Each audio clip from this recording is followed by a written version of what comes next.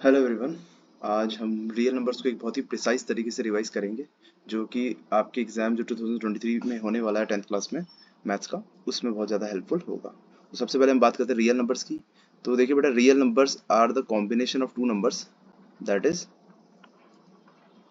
First are rational number and second is irrational. Okay, rational numbers क्या होते हैं बेटा? वो सारे नंबर्स जो कि p अपॉन क्यू की फॉर्म में लिखे जा सके, where q is not equal to zero. इसके बारे में और फर्दर स्टडी करेंगे। लेकिन हाँ, सारे इंटीजर्स हो गए, होल नंबर्स हो गए, या नेचुरल नंबर्स हो गए, ये सब रैशनल में ही आते हैं। इरेशनल में एग्जांपल्स अगर बात करें तो हमारा √2, √3, 7√2 या pi, these are all irrational numbers. इनके बारे में अभी फर्दर जो अच्छे से डिटेलिंग हम अभी आगे वाले सेक्शंस में पढ़ेंगे।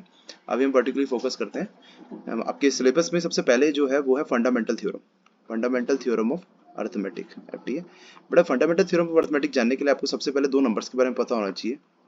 Firstly composite number, composite numbers, और दूसरा prime numbers. But prime numbers के पहले हम डिस्कस करते हैं। प्राइम नंबर्स वो होते हैं जो कि या तो 1 से डिविजिबल होंगे या खुद की टेबल से।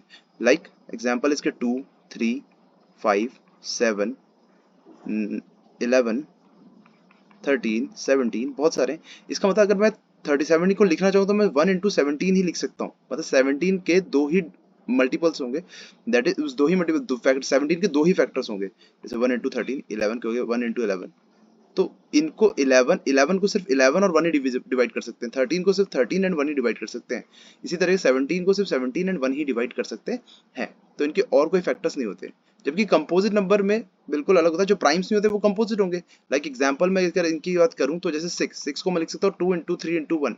तो 6 को डिवाइड करने वाला नंबर 2 भी है, 6 को डिवाइड करने वाला 3 भी है। तो इसका मतलब एक कंपोजिट नंबर को मैं प्राइम्स के फैक्टर्स में या फिर मल्टीप्लीकेशन में एक्सप्रेस कर सकता हूँ। लाइक फॉर एग्जांपल इसी तरीके को हम प्राइम फैक्टराइजेशन कहते हैं। जैसे कि अगर मैं बात करूँ 21 ये प्राइम है या नहीं है? नहीं है, क्योंकि हम इसको 3, 7, 7 और 1, तो मैं 21 को मैं लिख सकता हूँ 3 into 7 into 1।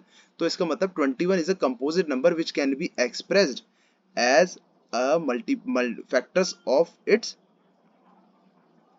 Factor, multiplication of its factor. Clear? तो इन नंबर्स को बोलते हैं कंपोजिट नंबर। अब एफटीए यही कहती है कि किसी भी कंपोजिट नंबर को हम उसके प्राइम फैक्टर्स के मल्टीप्लिकेशन में रिप्रेजेंट कर सकते हैं, और वो रिप्रेजेंटेशन यूनिक होगा। लाइक 6 को ही सिर्फ मैं 2 इंटू 3 लिख सकता हूँ। और हाँ, एक चीज और, कि ये यूनिक के साथ साथ ना इसका ऑर्डर मैटर नहीं करेगा। अगर 6 को मैं 3 इंटू 2 इंटू 1 लिखना चाहूँ तो भी कोई दिक्कत नहीं होगी, 6 ही होगा। तो ये फैक्टराइजेशन यूनिक है, लेकिन इसका ऑर्डर यूनिक नहीं है। इसको 3 इंटू 2 इंटू 1 भी लिख सकता हूँ, उससे कोई फर्क नहीं पड़ेगा। तो यही आपकी फंडामेंटल थ्योरम ऑफ अर्थमेटिक है। ठीक है, उसके बाद हम सेकंड जो टॉपिक, हाँ जी, तो अब आपका जो सेकंड टॉपिक है वो है LCM and HCF. LCM and HCF, इसके लिए बच्चे हम एक एग्जांपल से समझेंगे। Let's taking to two numbers, that is 6 and 8। ठीक है, अब मैं इन दोनों का प्राइम फैक्टराइजेशन करता हूँ। 6 को मैं लिख सकता हूँ 2 इंटू 3 इंटू 1, एंड 8 को मैं लिख सकता हूँ 2 इंटू 2 इंटू 2 इंटू 1। ओके, अब एलसीएम निकालने का पहले तो तरीका है, जो जिस तरीके से मैं निकाल रहा हूँ अभी एलसीएम एंड एचसीएफ, इस तरीके को बोलते हैं प्राइम फैक्टराइजेशन। ठीक, इस प्राइम फैक्टराइजेशन तरीके से हम कैसे निकालें? तो बेटा एचसीएफ के लिए तो जो इनमें जो कॉमन आ रहा है, देखो ये 2 कॉमन आ गया। अब देखो 3 इसमें तो इसमें नहीं है, 2 इसमें तो इसमें नहीं है, तो सिर्फ एक 2 कॉमन आया, तो ये एचसीएफ हो गया। लेकिन एलसीएम के लिए आपको क्या करना है? पहले जो अपने एचसीएफ निकाला है वो तो निकालें, और बाकी जो बच गया वो सब मल्टीप्लाई कर दें। ठीक है, तो जाइए एचसीएफ कितना आ गया मेरा 2, और जो बचा है देखो ये 3 बचा है तो यहाँ आ गया, ये 2 बचा है तो ये यहाँ आ गया, और ये 2 बचा है तो ये यहाँ आ गया। तो कितना हो गया? 3 2 6, 6 2 12, 12 2 24। तो ये हमारा एलसीएम हो गया और ये हमारा एचसीएफ हो गया। ठीक है, अब ये एक तरीका। अब आप जानना चाहेंगे कि सर ये एलसीएम एक्चुअली ऐसा कौन सा नंबर है, मतलब हम ये क्यों निकाल रहे हैं, क्या है ये? तो बेटा एलसीएम वो सबसे छोटा नंबर, वो सबसे छोटा नंबर, इसकी फुल फॉर्म है ना लीस्ट कॉमन मल्टीपल। क्या है? Least common multiple. तो बेटा ऐसा एक सबसे छोटा नंबर जिसको ये नंबर्स एक साथ डिवाइड कर दे। देख लीजिए 24 को 6 भी डिवाइड करता है और 24 को 8 भी डिवाइड करता है। ठीक है, अच्छा इससे बड़े हो सकते हैं और जिसको ये दोनों एक साथ डिवाइड कर रहे हो, लेकिन सबसे छोटा 24 है, इसीलिए ये हमने ऐसे कैलकुलेट किया है। अब एचसीएफ क्या है? बेटा एचसीएफ ऐसा सबसे बड़ा नंबर है, इसका मतलब क्या होता है? Highest common. Highest common factor. तो बेटा एक्चुअल में ये इन दोनों का एक ऐसा फैक्टर है जो कि बड़ा, सबसे बड़ा तो है, और साथ साथ क्या ये इन दोनों को एक साथ डिवाइड करता है। ये देखो 6 2 और 8 को भी 2 से डिवाइड कर सकता हूँ। ये देखो 3 आ गया, ये आ गया 4, है ना। ठीक है, तो ये 2 एक सबसे बड़ा ऐसा नंबर है जो एक साथ इन दोनों को डिवाइड कर सकता है। ठीक है, ऐसे निकाला जाता है। अच्छा, अब एचसीएफ और एलसीएम में बड़ा एक रिलेशन होता है कि LCM of A B into HCF of A B equal to A into B. ये आपका एक बहुत इंपॉर्टेंट फॉर्मूला है, इसके ऊपर बहुत सारे क्वेश्चंस बनते आए हैं, आगे भी बनेंगे, तो आप सीधे इस फॉर्मूले को अप्लाई भी कर सकते हैं, देख लीजिए। अच्छा, मैंने एलसीएम 6 और 8 की बात कर लेते हैं। तो 6 और 8 का एलसीएम कितना निकाला था मैंने 24, एचसीएफ कितना निकाला था 2, और दोनों नंबर्स क्या थे 6 और 8।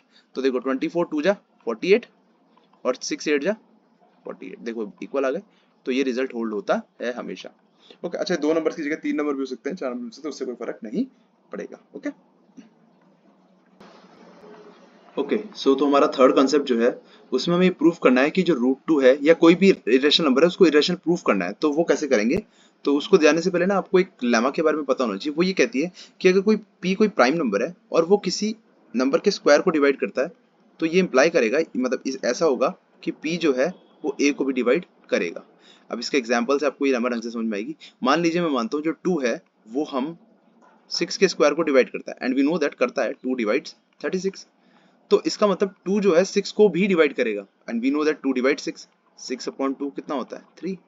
तो ये लेमा ऐसे काम करती है। तो इसी का यूज करेंगे थोड़ा हम इस किसी नंबर को इरेशनल प्रूफ करने में, एंड हम इसके साथ साथ कॉन्ट्रडिक्शन थ्योरी का भी यूज करेंगे। चलिए अब देखते हैं कैसे होगा।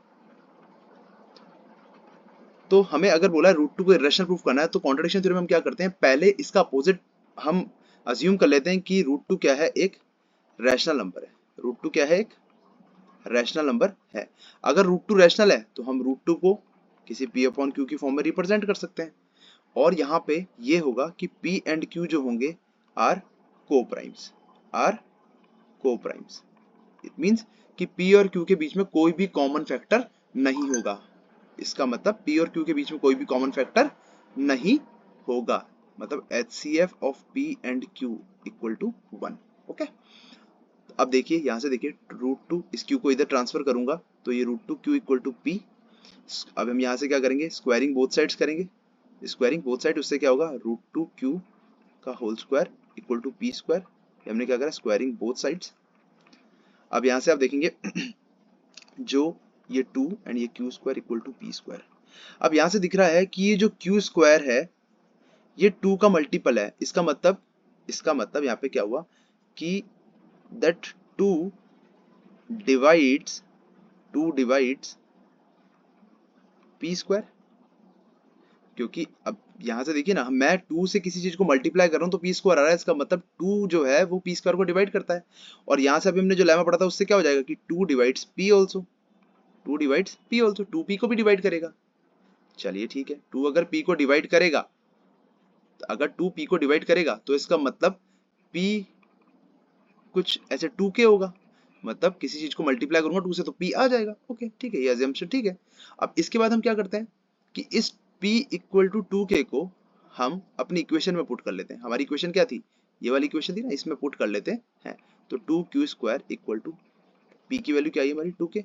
तो देखिए यहाँ पे 2q square equal to 4k square. अब इस 2 को इधर भेजूंगा तो q square equal to 2k square. अब यहाँ से ये पता लग रहा है कि मैं जो q स्क्वायर है वो 2 का मल्टीपल है, इसका मतलब 2 डिवाइड्स q स्क्वायर। अब ये थ्योरम वापस से हमारी लेमा लगेगी कि 2 डिवाइड्स q ऑल्सो। तो यहाँ से पता लगेगा कि 2 q को भी डिवाइड कर रहा है, इसका मतलब जो q होगा वो कुछ कुछ k डैश होगा, q जो होगा वो 2 का मल्टीपल होगा। अब हमने स्टार्टिंग में माना था p and q are coprimes, but हमने यहाँ देखा 2 जो है वो 2 is a factor of p as well as q। इसका मतलब p and q are not coprime. अब अगर ये को प्राइम नहीं है तो इसका मतलब आर अजम्पशन इज रॉन्ग। हमने जो माना था कि वो क्या है, रैशनल नंबर है, तो ये नहीं है, तो which implies root 2 is irrational. Okay, तो इस चीज को हम ऐसे प्रूफ करेंगे। Thank you. ओके तो अब जो फोर्थ कॉन्सेप्ट आता है वो रियल नंबर्स के चैप्टर्स में आता है, डेसिमल एक्सपेंशन हमें देखना है रैशनल एंड इररेशनल नंबर्स का। तो देखिए बच्चे, सबसे पहले ना हम कुछ ऐसे नंबर्स देखेंगे जिनका डेसिमल एक्सपेंशन या तो क्या हो सकता है टर्मिनेटिंग, या हो सकता है नॉन टर्मिनेटिंग। अब इसको मैंने बहुत अच्छे तरीके से एग्जांपल से समझेंगे। ठीक है, टर्मिनेटिंग डेसिमल एक्सपेंशन का मतलब कि कोई भी नंबर रैशनल हो, पी अपॉन क्यू की फॉर्म में हो, उसे मैं डिवाइड करने लगूं तो वो कुछ हो सकता है पॉइंट्स के बाद जाके रुक जाए। जैसे फॉर एग्जांपल मैं बात कर लेता हूँ 5/2। अब इसको आप देख सकेंगे कि 5/2 अगर मैं सॉल्व करूं तो 2 और ये 5, 5 2 जा 4, ये 1 और पॉइंट लगा के 0, तो 5 2 5 जा 10। ओके, तो इसका मतलब 5/2 2.5, मतलब ये रुक गया। हो सकता है 2-3 डिजिट चलता उसके बाद रुक जाता, मतलब ये टर्मिनेट हो गया, मतलब खत्म हो गया। तो ऐसे नंबर्स को बोलेंगे टर्मिनेटिंग। और ये जो टर्मिनेटिंग नंबर होते हैं, ये जिनका डेसिमल एक्सपेंशन मतलब पॉइंट्स में इनका एक्सपेंशन टर्मिनेट होता है, तो ये रैशनल ही होते हैं। सारे terminating expansion, decimal expansion rational होते हैं। अब नॉन टर्मिनेटिंग मतलब ऐसे नंबर जिनका डेसिमल एक्सपेंशन कभी खत्म ही नहीं हो, ऐसे होते हैं, बिल्कुल होते हैं। देखिए अब मैं बताता हूँ आपको, जैसे आप ले लीजिए 1/3। 1/3 को अगर आप यहाँ पे डिवाइड करेंगे, देखिए ये 3 और ये 1, अब स्टार्टिंग में 0.0391, फिर 0 3 9 1, तो ये क्या चलता रहेगा, 0.3333 चलता रहेगा। ओके, तो इसको मैं लिख सकता हूँ 0.3 के ऊपर बार। इसका मतलब क्योंकि 3 रिपीट हो रहा है ना, तो ऐसे डेसिमल एक्सपेंशन जो कि नॉन टर्मिनेटिंग होते हैं बट रिपीट करते हैं, हो सकता है इसमें एक नंबर रिपीट करे, ऐसा हो भी सकता है 2 नंबर रिपीट करें, तो जो रिपीट करते हैं तो वो भी रैशनल होते हैं। वो भी रैशनल होते हैं, मतलब नॉन टर्मिनेटिंग दो कैटेगरी आ गई है, एक तो रिपीटिंग वाली, रिपीटिंग या रीअकरिंग बोलते हैं इनको, और एक नॉन रिपीटिंग वाली, नॉन रिपीटिंग वाली। ठीक है, तो ये जो रिपीटिंग वाले होते हैं, रिपीटिंग, देखो टर्मिनेटिंग तो रैशनल है ही, तो नॉन टर्मिनेटिंग और नॉन टर्मिनेटिंग और रिपीटिंग वाले भी रैशनल नंबर ही होते हैं। But non terminating and non repeating ये नंबर्स होते हैं इररेशनल नंबर। इनका कोई पैटर्न नहीं बनता। जैसे कि मैं एग्जांपल दूं, जैसे मान लो 3.1426 ला ला ला, ये कुछ पैटर्न नहीं बना रहा, तो इसका मतलब ये कैसा नंबर होगा, ये एक इररेशनल नंबर होगा। इसका डेसिमल एक्सपेंशन ये बोलता है। ठीक है, अब इसके बाद एक बात हम और करनी है तो अब यहां से क्लियर हो गया, टर्मिनेटिंग नंबर जो होंगे वो रैशनल नंबर होंगे, और नॉन टर्मिनेटिंग प्लस रिपीटिंग ये वाले नंबर भी क्या होंगे, ये भी रैशनल नंबर होंगे। But non terminating plus non repeating ये कौन से नंबर होंगे, ये इररेशनल नंबर होंगे। ठीक है, अब हम बात करेंगे ऐसे नंबर्स की कि अब हम किसी भी पी अपॉन क्यू को देख के कैसे बताएं कि ये टर्मिनेटिंग होगा कि नॉन टर्मिनेटिंग होगा। देखो हम ये नहीं बता सकते रैशनल होगा कि इररेशनल होगा, बट हम ये बता सकते हैं कि टर्मिनेटिंग होगा कि नॉन टर्मिनेटिंग होगा। रिपीटिंग वाली चीज हम नहीं बता सकते कि रिपीटिंग करेगा नहीं करेगा। जैसे कि एग्जाम्पल ले लीजिए, जैसे मैं एग्जाम्पल लेता हूँ 17/8। अब मैं आपसे पूछना चाहता हूँ कि भाई इसका डेसिमल एक्सपेंशन टर्मिनेट करेगा या नहीं करेगा, मतलब ये जाके कभी खत्म होगा कि नहीं होगा।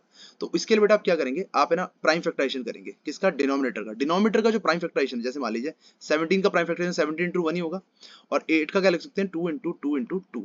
ठीक है, अब देखिए कुछ कट नहीं रहा, तो इसको मतलब 17/2 का क्यूब। अब बेटा जब भी डिनोमिनेटर में या तो सिर्फ 2 की पावर बचे, या तो सिर्फ 5 की पावर बचे, या तो 2 की पावर और 5 की पावर मल्टीपल में बचे, इसके अलावा कुछ नहीं। या तो सिर्फ ये बचे डिनोमिनेटर में, या तो सिर्फ यही बचे, और या तो फिर इन दोनों का मल्टीपल बचे इनकी पावर्स का, इनके अलावा कुछ नहीं। तो ये जो भी रैशनल नंबर होगा, ये जो भी नंबर होगा रैशनल नंबर, ये टर्मिनेट होगा। अभी जैसे इसमें से 2 की पावर 3 बचा है, तो इसका मतलब ये वाला केस है, तो इसका मतलब ये कैसा नंबर है बेटा, टर्मिनेटिंग। हमें इसको डिवीजन करने की जरूरत ही नहीं है, डिवाइड करके देखने की जरूरत ही नहीं है, तो इसमें टाइम वेस्ट ना करें। अब एक बार देखिए 35/50। ठीक है, अब इसको देखो 35 को लिख सकता हूँ मैं 5 × 7, और नीचे देखो 50 को लिख सकता हूँ 2 × 5 इंटू, सॉरी, देखिए 2 × 5 × 5। ठीक है, ये लिख सकते हैं। अब देखिए तो यहाँ पे देखो एक 5 से 5 कट गया, तो ये बचा 5/2 की पावर 1 × 5 की पावर 1। अब देखो नीचे 2 और 5 की पावर ही आ रहा और कुछ नहीं आ रहा, तो इसका मतलब ये भी कैसा होगा, टर्मिनेटिंग ही होगा। और ऐसा कोई नंबर आ जाए जैसे कि मान लीजिए 1/3, देखो अब इसमें देखो ये जो 3 है, अब नीचे तो हमें सिर्फ 2 और 5 की पावर चाहिए, तो सिर्फ 4 या 2, तो लेकिन ये 3 की पावर 1 आ गया, तो इसका मतलब ये कैसा होगा, नॉन टर्मिनेटिंग होगा। और ये हमने देखा भी था 1/3 क्या आता है, 0.3 का बार ही तो आता है, तो ये नॉन टर्मिनेटिंग होता है। तो यहाँ पे ये इस तरीके से किया जाता है। Okay, thank you.